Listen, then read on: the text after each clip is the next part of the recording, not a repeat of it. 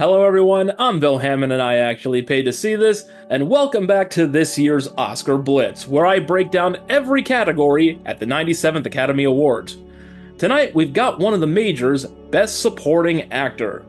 This may not be the most competitive field in the ceremony, based on buzz and hype and whatnot, but it is one of the strongest we've had in recent years as far as top to bottom quality in the actual performances. For those new to this process, here's what's going to happen. I'll give my thoughts on each of the 5 nominees, and then once we're done, I'll rank them according to my personal preferences, with the top spot being the one I'd vote for if the Academy ever deigned to give me an official say.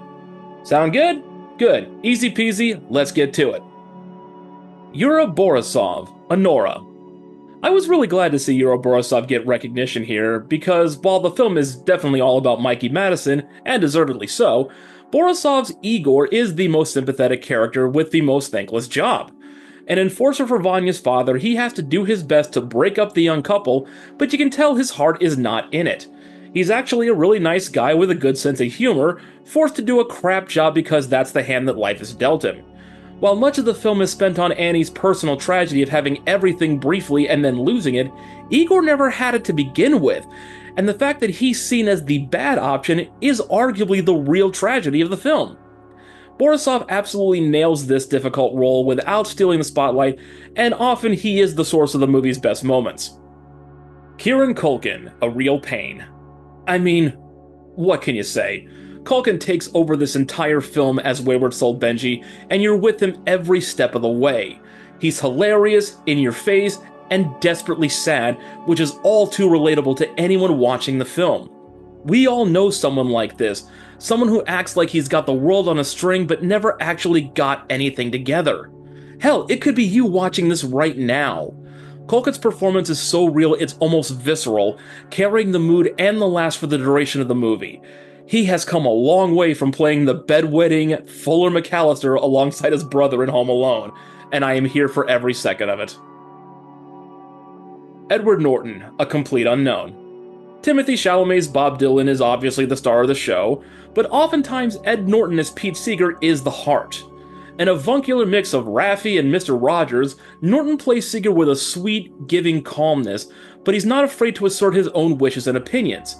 In that way, he serves as Dylan's conscience for most of the film, a sort of folk music Jiminy Cricket, if you will. Honestly, the only part that didn't make sense was his attempt to sabotage the climactic performance, which of course never actually happened, so it's easily forgiven. Guy Pearce, the Brutalist.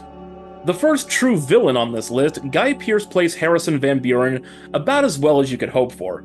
He's entitled, oblivious, and intolerably cruel, even when he thinks he's being charitable. Every moment he's on screen, you're legit wondering when the other shoe's going to drop, and he's going to do something wholly irredeemable. Strangely enough, though, when he finally does, it's the most out-of-place moment in the entire film, mostly because he acts in a way more reminiscent of his predatory son Harry. It proves that the apple plopped straight down, but it came just a bit too far to left field. Still, Pearce played it to the absolute hilt. Jeremy Strong, The Apprentice. The man who made the monster, Strong is electric as Roy Cohn, playing him as the right-wing Dr. Frankenstein who made Donald Trump in his own image, only to watch his creation grow beyond his control and become even more dangerous. Cohn was a real-world living example of the hypocrisy in politics, shaming and attacking the very persecuted groups to which he belonged, so it's fascinating to watch Jeremy Strong make him the biggest baddie for half the film, only to become its biggest victim when Trump no longer has need of him. It's incredible to see the rug pulled out from under him, yet he still has to maintain his bulldog persona as he's being manipulated and literally wasting away. There is not a bad performance to be had here, but still I have to rank him, so here's how they stack up for me. In 5th place is Guy Pearce, a great turn that just had that one off moment. 4th place goes to Jeremy Strong, 3rd to Yura Borisov, 2nd to Edward Norton, and if I had a vote, it would definitely go to Kieran Culkin. He's considered the early favorite, and while everyone here is worthy, he just blew me away. I love his performance. That's how I see it, but what do you think? Let me know in the comments down below. Also, be sure to like and subscribe to keep up with the Blitz in video form, and be sure to bookmark actuallypaid.com for all of the print coverage. I'll be back next week with another video, this one breaking down original screenplay. Until next time, everyone, I'm Bill Hammond. I actually paid to see this.